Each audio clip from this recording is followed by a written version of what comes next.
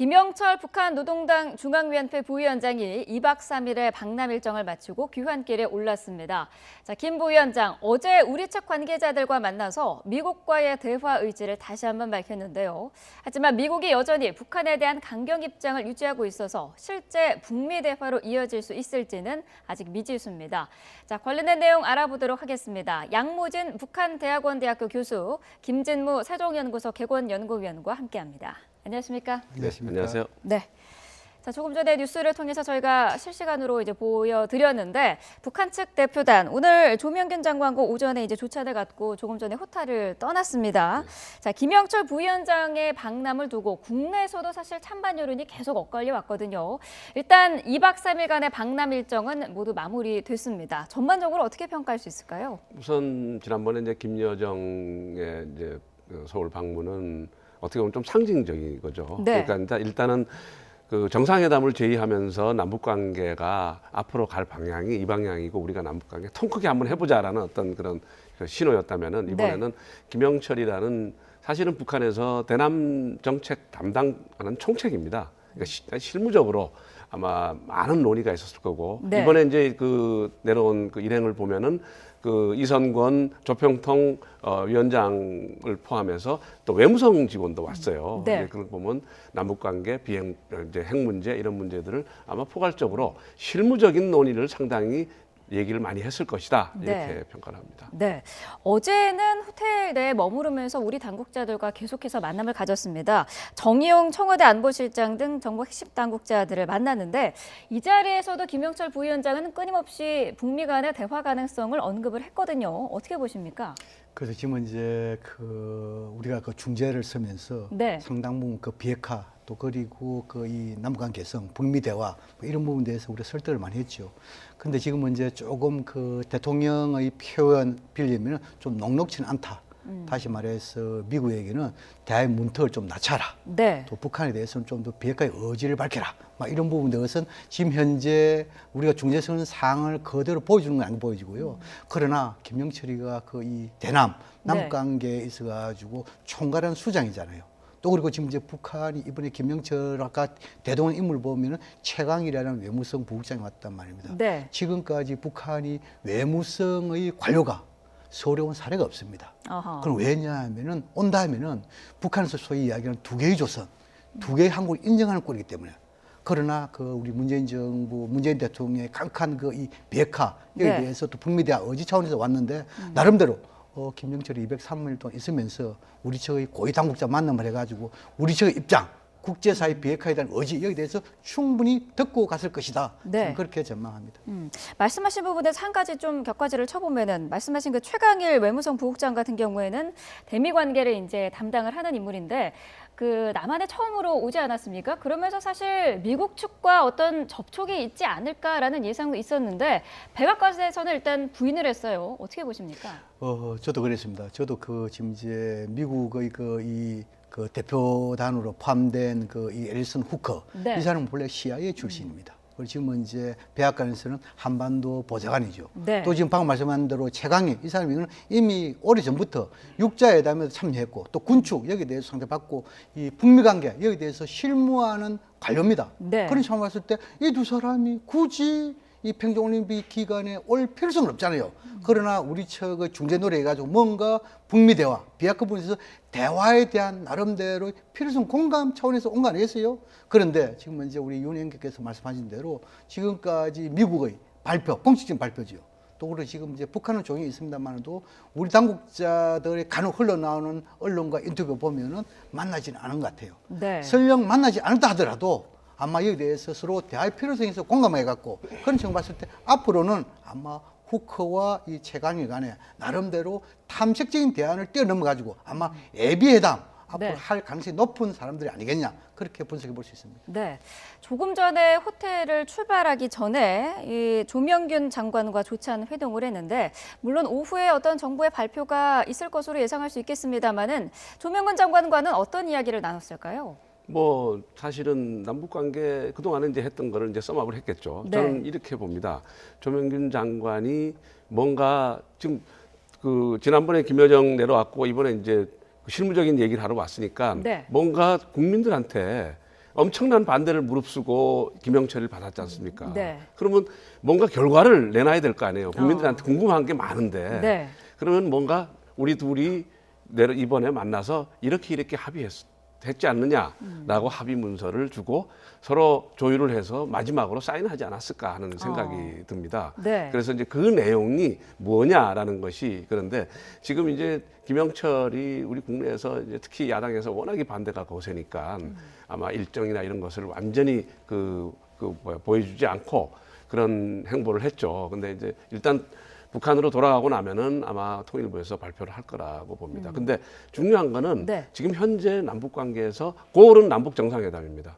남북 정상회담인데 우리 대통령께서 남북 정상회담을 하기 위한 여건을 조성해 보자. 네. 그러면 여건이 뭐냐는 거죠. 그 여건은 우리가 크게 투 트랙으로 볼 수가 있어요. 네. 하나는 비핵화 문제에 대한 북미 대화를 어떻게 만들어 갈 거냐라는 부분이 하나 있고요. 네. 그러면 분명하게 북한이 비핵화 얘기를 해줘야 되는 거죠. 나 비핵화 하겠다. 물론 조건이 많이 붙겠죠. 네. 붙겠지만 그 합의문 안에 비핵화라는 단어가 북한이 했다라는 것을 들어가야 된다는 거죠. 안 들어가면 아마 엄청난 저항이 올 가능성이 높다라고 보고요. 네. 두 번째는 정상회담을 하기 위해서 남북관계 개선의 중간 단계가 필요하겠죠. 뭐 군사회담도 있어야 되고 고위급 회담도 있어야 되고 뭐 이상가족 상봉이라는 어떤 남북관계 전반적인 분위기를 부드럽게 만드는 여러 가지 절차적인 문제가 있거든요. 네. 이런 것들이 아마 남북관계 이번에 며칠 동안에 논의가 됐고 그 내용이 거기에 담기지 않을까 그렇게 생각해 봅니다. 네. 문 대통령이 이 북한 대표단이 방남한 첫날 김영철을 만난 자리에서 구체적인 비핵화의 방법까지 제시를 했다라고 지금 언론 보도가 나왔는데 북한이 사실 그동안 핵 문제, 특히 비핵화 단어만 들려도 발끈하지 않았습니까? 그런데 이번에는 경청을 했다라는 표현이 있는데요. 자, 물론 비핵화를 하겠다라는 언급을 하지 않았습니다만 경청을 했다라는 부분에서 어느 정도 좀 태도의 변화가 있다라고 볼 수가 있을까요? 이 남북관계 좋을 때는 우리가 비핵화 문제를 끄집낼 때 북한이 나는 또 반응을 보인 사례가 많이 있습니다. 네. 예를 들어 가지고 2000년대 중반에 노무현 정부 시기에도 남북 장관급 회담할 때 비핵화 부분에 대해서 공동 보도문에 한두 줄 들어갔거든요. 또 그리고 지난 1월 9일이지요. 문재인 정부 들어가지고 남북 고위급 회담 여기에서도 우리 조명균 이 수석 대표가 비핵화 문제를 끄집냈지요. 네. 또 그리고 지난 김여정 특사 방남했을 때도 문재인 대통령께서 이 북미 대화와 비핵화, 남북 이 세 가지에 대해 핵심적으로 지적한 거 아닙니까? 그래서 어떻게 지금 이제 남북 간의 대화의 틀이 있는 상태에서 비핵화 문제는 자연스럽게 놓는데 그러나 남북 관계가 악화되고 라고 한다면은 비핵화 문제에 대해서는 북한 한상 보면은 이것은 남북 간의 의제가 아니라고 주장하죠.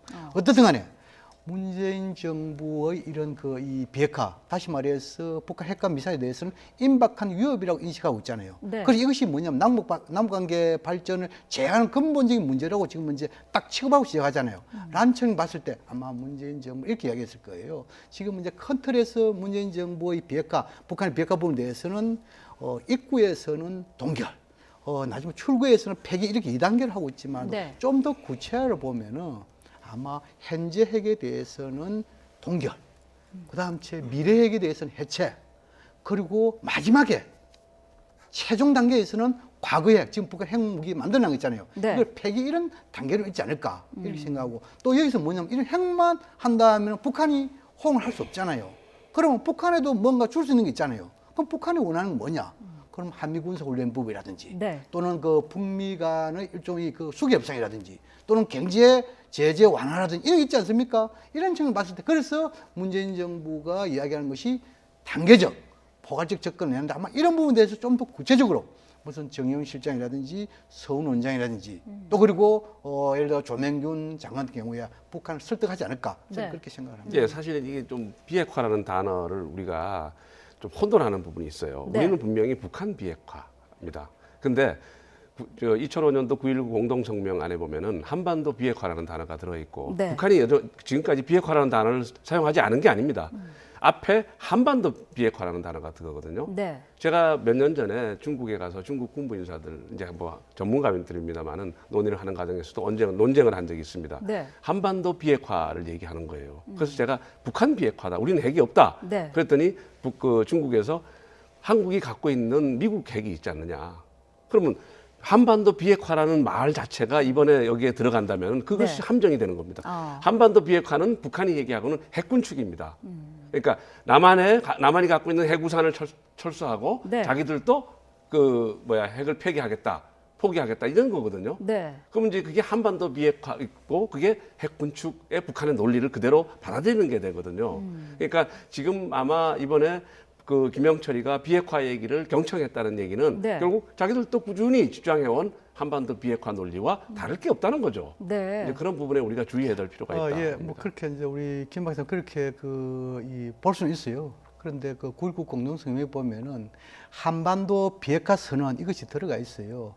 또 그리고 뭐냐면 지금 이제 중국이 강조한 한반도 비핵화라는 것은 현재는 우리가 이 한미 간 핵이 없지만도 미래 핵 이런 것도 둘 수 없다 이런 강조점을 두는 그런 부분이기 때문에 막 그것도 좀 이해해 볼 필요가 있다는 생각이 듭니다. 네.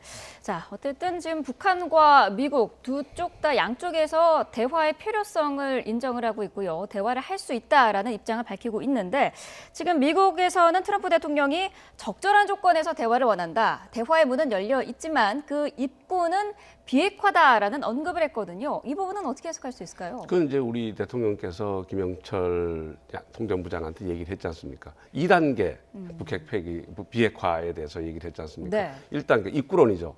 그건 동결입니다. 동결이라는 건 우리가 크게 세 가지로 볼 수 있는데요. 하나는 일단은 핵 미사일 발사 같은 핵 도발을 중단하는 거, 모라토리움을 선언하는 겁니다. 네. 두 번째는 영변 원자력 발전소 같은 주요 핵 시설을 과거 제네바 합의처럼 동결하는 겁니다. 세 번째는 지금 생산하고 있다면은 지금 생산하고 있는 핵과 미사일의 생산을 중단하는 겁니다. 네. 적어도 핵 동결이 이 정도 수준까지 되는 것이 사실은 동결이라고 지금까지 얘기가 되고 있습니다. 정확한 우리가 동결의 개념이 뭐다라고 나온 건 없지만 네. 그 동결의 개념이 그것이고 그다음에 거기에서 논의를 출발해서 궁극적으로는 출구론, 북한의 비핵화로 가자. 그렇다면은 지금 이 얘기가 우리 문재인 정부 많이 얘기하는 게 아니라 문재인 정부와 미국이 상당 부분 조율된 얘기일 가능성이 난 높다라고 보고요. 네. 그렇기 때문에 트럼프 대통령이 얘기하고 있는 적절한 조건이라는 거는 바로 동결 수준을 얘기하는 것이 아니겠느냐. 네. 그렇게 보여집니다. 미국의 트럼프 대통령의 반응은 나왔는데 일단 지금 북한 대표단이 북한으로 넘어가서 김정은에게 방남 결과에 대해서 보고를 하지 않겠습니까? 여기에 대해서 북미 대화에 본인들이 생각하는 전제 조건이라든지 이런 부분을 다시 언급을 하겠죠. 지금은 이제 이 트럼프 대통령의 언급 그것을 정확하게 우리 볼 필요가 있어요. 네. 그거 보면은 right conditions 이렇게 해놨어요. 그건 뭐냐니까 적절하는 표현이 아니고 올바른 조건이라고 우리가 이해를 할 필요가 있어요. 적절한 조건이라는 것은 뭡니까? 좀 객관성이 들어가 있지만도 올바른 조건이라는 것은 주관성이 상당히 내포된 거 아니겠어요? 그 주관성이라는 것은 미국이 정하겠다는 것이죠. 그럼 미국이 정한 주관성이라는 조건이라는 것은 뭡니까? 물론 아주 낮은 수준의 조건이 있겠지만도 또 엄격한 수준이 있을 수 있습니다. 네. 예를 들어가지고 이제 쉽게 이야기를 해가지고 동결 예를 들어가지고 비핵화를 선언하고 동결에 대한 일종의 조치 이 하나만 괜찮은데 저는 그것이 쉽지 않다고 생각하거든요. 지금까지 미국 보면 아주 엄격한 조치를 이야기했습니다. 첫째는 뭐냐면 북한의 고위 당국자가 또는 최고 지도자가 비핵화를 선언을 해라. 이렇게 제시를 합니다. 두 번째는 그 선언에 대한 조치로서 행동적인 조치로서 핵과 미사일 실험에 대한 모라토리움을 선언해라. 그 다음에 뭡니까? IAEA 사찰단을 영변 핵단지에 복귀를 시켜라. 또 그 영변 핵단지에 있는 여러 시설 이걸 갖다가 봉인 다시 말해서 활동을 중단시키라는 것입니다. 네. 그 다음 마지막은 뭐냐 하니까 영변 핵단지 외 지역에 있는 의심나는 지역에 있어도 앞으로 사찰을 받겠다고 약속해라는 거죠. 네. 이것은 뭐냐 하면 그냥 적절한 소위 말 조건이 아니고 이것은 올바른 미국 말씀 엄격한 조건이거든요. 이런 상황이 쉽지 않다는 생각을 두고 그다음 북한 이번 아마 예를 들어 가지고 우리 측 문재인 대통령이 이런 북미 대화 비핵화 이에 대해서 또 나름대로 접근 방법까지 제시했단 말입니다. 이런 부분에 대해서 아마 김영철이가 들어가 가지고 상당 부분 있는 그대로 가감없이 보완할 것이고 그런데 과거 경험적 사례 보면요. 사람들이 지금 잘못 이해하고 있는데 핵은 거의 다 보면은 불신의 상태에서 모호하게 협상을 해가지고 가기 때문에 모두가 비핵화란 목표에 있지만 시장은 동결부터 시작됩니다. 그런데 지금 우리 일부 전문가들에서 동결하면 북한 시간을 버려 죽는다. 그건 아주 잘못된 생각입니다. 우리가 94년 제넨더 합의도 동결부터 시작했잖아요. 네. 또 지금은 이제 이란과 P 플러스 5 플러스 1 이거 할 때도 동결부터 시작되는 거잖아요. 남아프리카 공화국 비핵화하는 것도 동결부터 시작됐어요. 모든 핵에 있어가지고 비핵화하는 첫 길목은 동결부터 시작하기 때문에 이 동결이 상당히 의미 있다. 아마 이 부분에 대해서 아마 이 김영철이가 가가지고 김정은 위원장한테 뭔가 아주 자세하게 설명하지 않을까 이런 생각이 듭니다. 네, 미국이 생각하는 그 조건에 대해서 말씀을 해주셨는데 문재인 대통령도 이와 관련한 언급을 하지 않았습니까? 미국이 대화의 문턱을 좀 낮춰야 한다라는 이야기를 했는데 그만큼 지금 미국의 기준이 너무 높게 설정이 되어 있다는 것을 보여주는 것 아닐까요? 그렇죠. 지금 양 교수님 말씀하신 대로 전적으로 동감합니다. 네. 이게 미국이 가지고 있는 기준이 현실적으로 북미 대화를 재개하기에는 굉장히 엄격하고 네. 북한으로서 사실 대화에 나서기가 굉장히 두려운 조건이거든요. 근데 미국으로서는 사실은 경험이 많이 있고 학습 효과가 있습니다. 제네바 합의, 그다음에 2007년도 2.13 합의. 네. 이제 2.13 합의 같은 게 대표적인 건데 북한은 그 당시에 거의 핵을 포기할 것처럼 나왔고 그리고 약 2년여 동안에 그 미북 간의 육자회담이 계속됐었습니다. 네. 특히 미북 간의 핵심으로. 그런데도 불구하고 북한이 영변 원자로의 냉각탑을 폭파시키는 쇼까지 하면서도 결국은 핵을 포기하지 않고 자기들의 핵무기에 접근하는 어떤 그런 검증 단계에 들어가서는 포기하고 결국 오늘날에 완전히 거의 핵을 개발하는 핵을 완성하는 단계에 이르렀거든요. 네. 미국은 그동안에 너무 많이 쏘갔다. 지금과 같은 경험은 다 해봤다라는 겁니다. 그러니까 지금까지 해온 경험을 넘어서는 대화가 진행되지 않는다면은 네. 미국은 그 대화를 용납하지 않겠다. 이게 미국의 생각이거든요. 네. 물론 그건 이해합니다만은 지금 현 시점에서 이제 새롭게 출발한다고 본다면은 문재인 정부에서는 지금 미국이 갖고 있는 엄격한 어떤 기준을 조금 낮춰서 조금 더 지금 초기 입구 단계에서 여러 가지 제기되는 어떤 필요한 조건들을 좀 더 분해해서 갈 수도 있지 않느냐라는 게 아마 문재인 정부의 생각일 거고 네. 또 한 번쯤은 이제 2007년도부터 이제 올해가 2018년 아닙니까? 또 여러 가지 어떤 북한의 핵 능력이라든가 이런 환경도 많이 바뀌었고 그러니까 이번에 새로 시작하는 어떤 상황으로 한번 문재인 정부는 과거를 좀 잊어버리고 한번 가보자. 혹시 이런 생각이 아닌가 저는 그렇게 생각하고 어쨌든 미북 대화가 필요하다면은 한 번 정도 시행착오를 가보는 것도 의미 있지 않은가 저는 개인적으로 생각해요. 네, 자 대화 분위기는 무르익고 있는데요. 지금 첫 번째 고비로 꼽히는 부분이 바로 한미 연합 군사 훈련 문제입니다. 지금 어쨌든 한 차례가 연기가 됐고 미국 국방부 측에서는 패럴림픽 이후에 훈련을 하겠다라는 입장을 밝힌 상황인데 이거를 빌미로 북한이 좀 대화의 판을 깨지는 않을까라는 우려도 사실상 있거든요. 어떻게 예상하십니까? 북한은 그 지난해에는 핵무력 완선에 집중했죠. 올인했다고 볼 수 있겠죠. 그러나 올해부터는 결국 남북관계 개선에 집중 올인하고 있다. 이렇게 저는 분석을 합니다. 네. 그런 차원을 봤을 때 물론 4월 달에 한미 군사훈련 이것이 나름대로 이 악재일 수는 있습니다. 근데 지금은 이제 우리가 남북 간의 연락 채널이 복원되고 또 지금 이제 남북 간의 대화 또 그리고 북한 특사까지 와가지고 상당 부분 지금 이제 남북 간의 대화가 무르익고 있단 말입니다. 네. 라고 한다면은 아마 우리도 한미 군사훈련에 대해서 일정 부분의 조정이 있지 않겠냐. 예를 들어 가지고 우리가 2010년도에 천안함 사건이 일어났단 말입니다. 천안함 사건 전후의 한미 군사훈련의 규모가 상당히 다릅니다.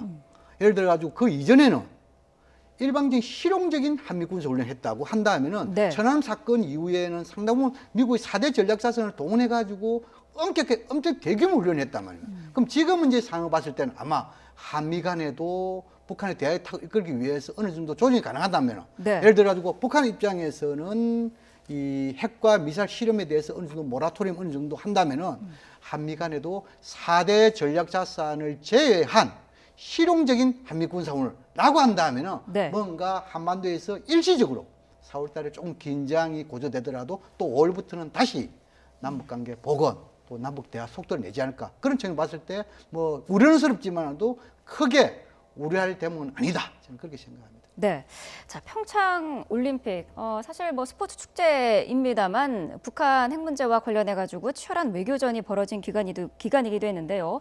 남한과 북한 그리고 미국 각각의 어느 정도 목표치를 설정해 놨었을 것 같은데 어떻습니까? 지금 뭐 북한 대표단도 북으로 이제 출발을 했습니다만은 남북한과 미국이 어느 정도 목표를 좀 이뤘다라고 평가할 수 있을까요? 저는 뭐 상당한 목표를 이뤘다고 봅니다. 네. 이제 이걸 지금 우리가 자꾸 미북 대화를 얘기하는데요.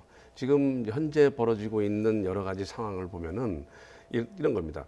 한미 간에 상당 부분 역할 분담에 대한 논의가 있었고 그것이 뭐 너 이거 하고 내가 이거 하겠다 그러는 게 아니라 서로 암묵적으로 서로 역할 분담. 그러니까 그 대화는 남한이 하고 네. 한국이 하고 그다음에 칼은 제재는 압박은 그러니까 수단이죠. 압박 수단은 미국이 갖고 있는 거죠. 어떻게 보면 문재인 정부 입장에서는 협상하기 굉장히 쉬운 상황이 되어버렸습니다. 네. 북한이 많은 요구를 했는데, 그러니까 예를 들면은 그 만경봉호에 경유 달라 그랬는데 사실 국제사회의 눈이 딱 보고 있는데 미국이 안 된다.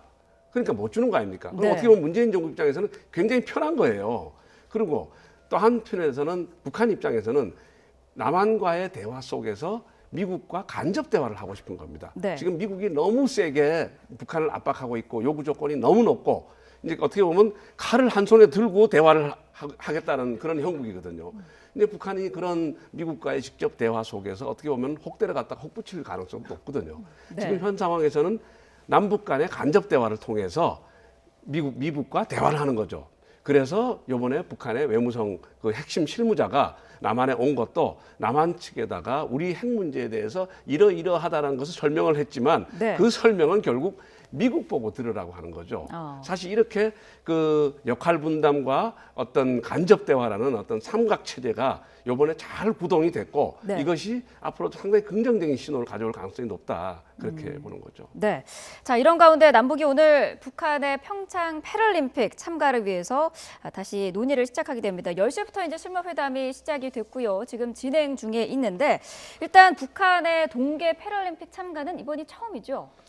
그 말씀 드리기 전에요. 네. 지금 이제 이 북미 대화 이런 볼 때 북한은 조건 없는 대화를 하자. 미국은 조건 있는 대화를 하자. 이것을 갖다 하나의 이 공통 부분을 찾아보면은 대화의 필요성에 대해서는 공감하고 있다. 이렇게 봐야 되지 않습니까? 네. 라고 한다면 우리 정부가 좀 더 중재자죠. 그 배가의 노력한다면 아마 5월 중으로 예비회담. 북미 간에 가겠다 이렇게 좀 전망을 하고요. 네. 그다음에 이제 패럴림픽 관련해 가지고 지금 이제 판문점 북측 지역에서 우리 측의 이주태 국장하고 북측 황중성 부장하고 하고 있잖아요. 네. 아마 이 부분 이미 지난 이 남북 간의 실무회담에서 여기 대해서 뭐 예를 들어 가지고 응원단이다, 선수단이다, 또 예술단이다 한 150명 정도 참여한다고 합의한 바가 있습니다. 네. 이것을 좀 더 구체화. 그러나 지금까지 이 동계올림픽 본 게임 할 때 이미 다 합의한 사항이 있지 않습니까? 그럼 그것을 확인하면 되거든요. 네. 큰 문제는 없을 것이다. 그리고 지금 특히 북한은 이번에 패럴림픽 첫 출전입니다. 네. 그리고 또 지금 북한이 국제사회부터 인권 문제를 가지고 상당 부분 압박 제재를 받고 있지 않습니까? 이런 차원에서 이런 패럴림픽 참가하면 가지고 네. 나름대로 인권에 대해서 관심을 가졌다. 이런 식으로 해가지고 좀 이미지를 제고하려는 그런 측면이겠죠. 더 중요한 것은 아마 지금 남북 관계 이런 대화 관계에서 추동력 해가지고 혹시나 패럴림픽 그 개막식 네. 또 폐막식에 북측의 고위급 대표단이 온다 하면은 남북 관계의 이런 모멘텀이랄까요? 추동력 더욱더 확보하면서 속도를 내지 않을까 그런 생각이 듭니다.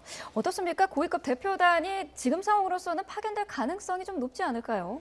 뭐 지금 이제 실무적인 얘기는 네. 김영철이 와서 거의 다 했다고 봅니다. 그래서 오늘 뭐 통일부에서 어떤 발표가 나오려는지 기다려봐야 되고요. 그 발표 내용에 따라서 이제 패럴림픽에 북한에서 어떤 대표단이 내려올 것인가가 우리가 짐작을 할 수 있게 되는 거죠. 네. 근데 대략적인 어떤 남북 관계, 미북 관계, 북핵 문제에 대한 어떤 향후 로드맵은 오늘 발표되는 것에 대체적으로 그려질 것 같고요. 네. 패럴림픽이라는 거는 결국 동계올림픽을 북한이 자기들의 평화 이미지를 제고한다든가 아니면 남북관계 개선이라든가 한반도 평화를 자기들이 평화적이고 이런 것을 이미지를 개선하기 위해서 충분히 활용해 왔지 않습니까? 네. 패럴림픽은 아까 말씀하신 대로 자기들 인권 문제에 대해서 자기들은 진짜 북한에서는 장애인은 사람이 아닙니다. 탈북자들하고 한번 대화를 해보면은 네. 정말 우리 과거에 50년대, 60년대 우리도 사실은 그런 적이 있었습니다. 근데 그런 상황에서 갑자기 장애인들을 데려와서 패럴림픽 한다? 네. 참 어떻게 보면은 북한의 현실과 한번 가지고 생각해 본다면 참 우스운 얘기인데 그럼에도 불구하고 이 장면을 자기들이 인권 문제를 중시하는 나라라는 것을 최대한 선전하려면은 네. 또 다른 고위급 대표단이 내려올 수 있겠죠. 이제 그런 것을 당에 있는 어떤 대표단 내려올 수 있고 뭐 그렇다면 채용에도 내려올 수 있지 않을까. 네. 그래서 아마 그 패럴림픽 장을 자기들의 어떤 선전의 장으로 다시 한번 뒤바꿀 수 있지 않느냐. 네. 사실 그렇게 보여집니다. 현실적으로 지금 패럴림픽에 출전하는 북한의 그 선수 수가 많지는 않더라고요. 네. 지금 이제 이번에도 보면 그 나라 한 49개국에 한 70명 정도 참석을 하지요. 네. 근데 북한에서 이제 장애자 이런 부분에 대해서 상당히 그 처우 또는 이런 장애 체육인에 대해서 열악하지요. 지금 그래서 지금 이제 이번 그 패럴림픽에 있어 가지고 국제 빙상연맹 또 그리고 IOC 여기에 대해서 아마 와일드 카드라는 형식을 해가지고 한 네. 선수 2명 정도 이렇게 이제 보내가지고 뭐 선수 2명 오는데 예를 들어 가지고 응원단, 예술단 다 합쳐 한 150명 온다면 상당 부분 나름대로 의미를 가진 부분이 있겠죠. 네. 근데 지금은 이제 아마 지금 김진무 박사님께서 과거에 보면 북한이 장애인에 대해서 소홀한 측면이 있습니다. 그러나 김정은 시대 들어와가지고 상당 부분 이 장애인뿐만 아니고 인권 일부분에 대해서 국제기구에 들어가가지고 활동한 사례가 많거든요. 지금은 이제 과거에 비해 가지고 이런 열악한 장애인에 대해서 처우는 좀 나아졌다. 저는 그렇게 알고 있어요. 네. 어쨌든 간에 이번 이 패럴림픽 북한 참가를 계기로 해가지고 나름대로 북한 또한 이런 장애인에 대해서 좀 더 국가적 차원에서 보호할 수 있는 그런 계기점이 됐으면 좋겠다는 생각이 듭니다. 네. 자, 평창 올림픽을 계기로 무르익고 있는 북한과의 대화 분위기와 관련해서 자세한 내용 짚어봤습니다. 양무진 북한대학원대학교 교수, 또 김진무 세종연구소 객원연구위원과 함께했습니다. 오늘 말씀 감사합니다.